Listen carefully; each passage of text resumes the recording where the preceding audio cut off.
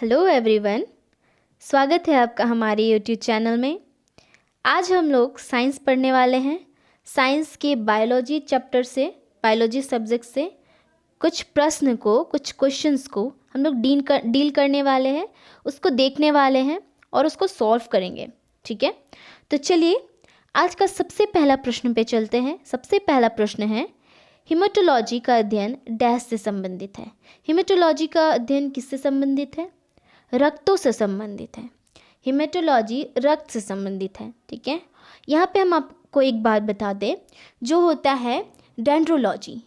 Dendrology जो है वो वृक्षों और झाड़ियों का अध्ययन को कहा जाता है। और टिश्यू कल्चर कृत्रिम माध्यम से ऊतकों का संवर्धन है। ठीक है, और एक होता है वायरोलॉजी, जो कि विषाणुओं का अध्ययन होता है। ठीक है, तो चलिए अगला प्रश्न देखते हैं। मॉर्फोलॉजी क्या है? मॉर्फोलॉजी को क्या है, इसको व्हाट इज मॉर्फोलॉजी? मॉर्फोलॉजी क्या होता है? जीव की आकृति, उसकी संरचना और विशिष्ट संरचनात्मक गुणों का अध्ययन को मॉर्फोलॉजी कहा जाता है।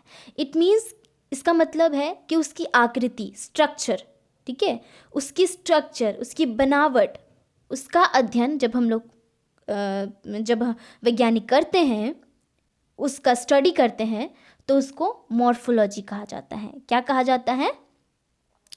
मॉर्फोलॉजी। ठीक है, तो चलिए अगला प्रश्न देखते हैं। अगला प्रश्न है, जंतु विज्ञान किसका अध्ययन है? जंतु विज्ञान किसका अध्ययन? जंतु से पता चल रहा जानवर का होगा, है ना? तो यहाँ पे ऊर्जा का अध्ययन है, फलों का अध्ययन है, विषाणुओं का अध्ययन है, या फिर जानवरों का? ऑब्वियसली जानवरों का अध्ययन जंतु विज्ञान होगा, है ना? सौरोलॉजी, सौरोलॉजी डैश का अध्ययन है। किसका अध्ययन है सौरोलॉजी? सौरोलॉजी छिपकली का अध्ययन है। ठीक है, सौरोलॉजी छिपकली का अध्ययन है। एक होता है एंटोमोलॉजी, जो कि कीट पतंगों का अध्ययन होता है, और एक होता है सर्पेंटोलॉजी, जो सांपों का अध्ययन होता है। किसका होता है? सांपों का। सांपों का क्या होता है? सर्पेंटोलॉजी।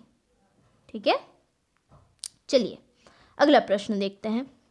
अगला प्रश्न है, निम्नलिखित में से शरीर विज्ञान एवं चिकित्सा की ओर कौन सी शाखा है जो पुरुषों की विशिष्ट रोगों एवं स्थितियों से संबंधित है?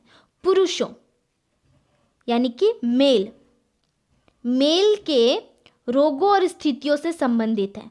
ठीक है, उससे जुड़े हुए हैं। तो यहाँ पे एंड्रोजन हो जाएगा। एंड्रोजन जो है, एंड्रोलॉजी जो है, वो क्या है? पुरुषों में बांझपन व यौन रोगों का अध्ययन है। एंड्रोलॉजी पुरुषों में बांझपन और यौन रोगों का अध्ययन है, यानी कि रिप्रोडक्टिव सिस्टम के अध्ययन, उसके स्टडी जो होता है, रिप्रोडक्टिव सिस्टम का स्टडी को एंड्रोलॉजी बोला जाता है। ठीक है, चलिए अगला प्रश्न, जीवों के वर्गीकरण से संबंधित जीव विज्ञान की शाखा को क्या कहते हैं? जीवों के वर्गीकरण से संबंधित जीव विज्ञान की शाखा को क्या कहा जाता है? क्या कहा जाता है? वर्गीकरण विज्ञान कहा जाता है। ठीक है, यह जो है, यह विभिन्न जातियों के जंतु और पौधों का अध्ययन कराता है। चलिए अगला प्रश्न, पंछियों के अध्ययन को क्या कहा जाता है? पक्षियों के अध्ययन को क्या कहा जाता है? ऑर्निथोलॉजी पक्षियों के अध्ययन को बोला जाता है, और एंटोमोलॉजी मैंने बताया था, कीट और पतंगों का अध्ययन को कहा जाता है, और एक होता है हर्पेटोलॉजी जो है एम्फीबियंस और रेप्टिलिया जो होता है, उसके अध्ययन को कहा जाता है। एम्फीबियंस यानी कि उभयचर, और रेप्टिलिया यानी कि सरीसृप। ठीक है, चलिए अगला प्रश्न, निम्नलिखित में से किसमें मनुष्य का अध्ययन होता है? किसमें इन चारों में से किसमें मनुष्य का अध्ययन होता है, यानी कि ह्यूमंस का अध्ययन होता है? एंथ्रोपोलॉजी, एंथ्रोपोलॉजी में ह्यूमन का विकास, उसका रीति रिवाज, उसका इतिहास, उसका परंपरा, उससे संबंधित सब चीज़ों का अध्ययन किया जाता है। ठीक है, उसको एंथ्रोपोलॉजी बोला जाता है। और एक होता है आर्कियोलॉजी। ठीक है, आर्कियोलॉजी जो होता है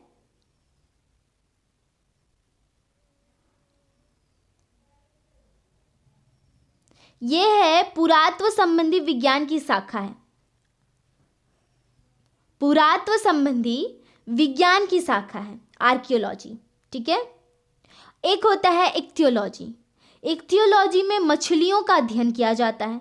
ठीक है, और एक होता है एंड्रोलॉजी, जिसमें पुरुष स्वास्थ्य संबंधित मैंने बताया था, उसके अध्ययन को एंड्रोलॉजी बोला जाता है। ठीक है, ऑन्कोलॉजी किस बीमारी के उपचार से जुड़ा है? ऑन्कोलॉजी किस बीमारी के उपचार से जुड़ा हुआ है? ये जो है कैंसर बीमारी के उपचार से जुड़ा हुआ है। ठीक है, चलिए अगला प्रश्न है, पादप विज्ञान में किसका अध्ययन किया जाता है? पादप विज्ञान में किसका अध्ययन किया जाता है? पादप यानी कि पौधा होगा, तो पौधे का अध्ययन किया जाएगा पादप विज्ञान में, है ना। पादप विज्ञान में पौधे का अध्ययन किया जाता है, पादप विज्ञान यानी कि फाइटोलॉजी। चलिए अगला प्रश्न, सेरीकल्चर किससे संबंधित है? सेरीकल्चर किससे संबंधित है? रेशम के कीड़ों का पालन सेरीकल्चर कहलाता है। पीसीकल्चर किसको बोलते हैं? पीसीकल्चर बोलते हैं मछली के पालन को, यानी कि मत्स्य पालन को। और एपीकल्चर किसको बोलते हैं? एपीकल्चर मधुमक्खी के पालन को बोला जाता है। ठीक है, चलिए माइकोलॉजी, माइकोलॉजी डैश के अध्ययन से संबंधित है। माइकोलॉजी किसके अध्ययन से संबंधित है? माइकोलॉजी है कवक के अध्ययन से संबंधित है माइकोलॉजी। ठीक है, चलिए अगला प्रश्न, टैक्सोनॉमी मूल रूप से डैश से संबंधित है। टैक्सोनॉमी मूल रूप से डैश से संबंधित है। किससे संबंधित है? जैव विविधता, कर ढांचा, खगोल विज्ञान की एक शाखा, या फिर मानव व्यवहार का अध्ययन। किससे माइकोलॉजी टैक्सोनॉमी संबंधित है? यह है जैव विविधता। क्या है? जैव विविधता। चलिए अगला प्रश्न, जीवाश्मों के अध्ययन को क्या कहा जाता है? जीवाश्मों के अध्ययन को क्या बोला जाता है? जीवाश्म विज्ञान। जीवाश्मों के अध्ययन को जीवाश्म विज्ञान यानी कि पैलेंटोलॉजी कहा जाता है। नेक्स्ट, अगला प्रश्न है, विभिन्न प्रकार के ऊतकों के अध्ययन को क्या कहा जाता है? विभिन्न प्रकार के ऊतकों के अध्ययन को क्या बोला जाता है? ऊतक विज्ञान। क्या बोला जाता है? ऊतक विज्ञान। जानवरों के उनके पर्यावरण के साथ संबंधों के अध्ययन को क्या कहा जाता है? यानी कि उसके पर्यावरण यानी कि इन्वायरमेंट, जानवरों का उसके इन्वायरमेंट के साथ कैसा संबंध है, उसका स्टडी को, उसका अध्ययन को क्या बोला जाता है, क्या कहा जाता है? इकोलॉजी। इकोलॉजी कहा जाता है। ठीक है, चलिए। ओनैरियोलॉजी किसका अध्ययन है? ओनैरियोलॉजी भगवान का अध्ययन है, सपने का अध्ययन है, नींद का, या फिर रंग का? सपने का अध्ययन है। किसका है? सपने का अध्ययन है ओनैरियोलॉजी। अगला प्रश्न,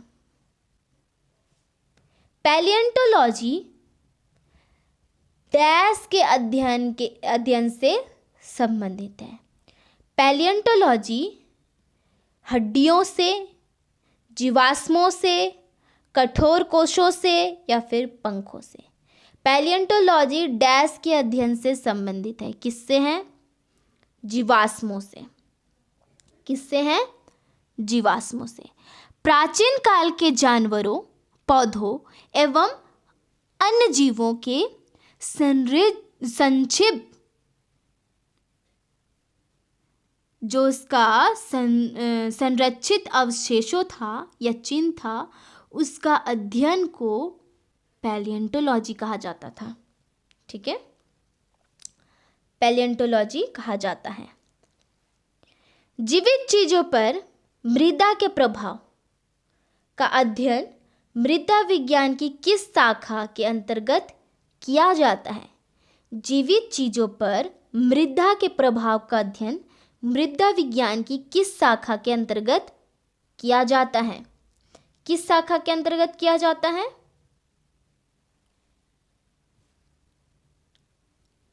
एंडाफोलॉजी। किस शाखा के अंतर्गत? एंडाफोलॉजी। ठीक है, जीवित चीजों पर मृदा के प्रभाव का अध्ययन, एंडाफोलॉजी। आखिरी प्रश्न देखते हैं।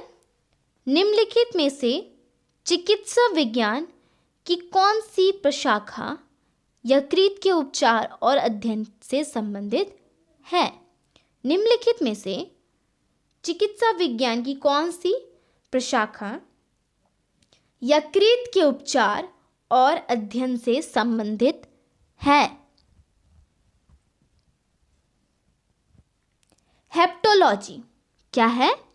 हेप्टोलॉजी के अंतर्गत यकृत यानी कि लीवर, पीतरस की थैली यानी कि गोल ब्लैडर, और अग्नाशय यानी कि पैनक्रियाज के साथ साथ उनके विकारों का अध्ययन किया जाता है। ठीक है, तो मुझे उम्मीद है आज का वीडियो आपके लिए बहुत लाभदायक है, और आज के लिए बस इतना ही। कल फिर से हम लोग मिलेंगे 2 बजे। ठीक है, 2 बजे आपका हमारा क्लास होगा, और आज के लिए बस इतना ही। धन्यवाद।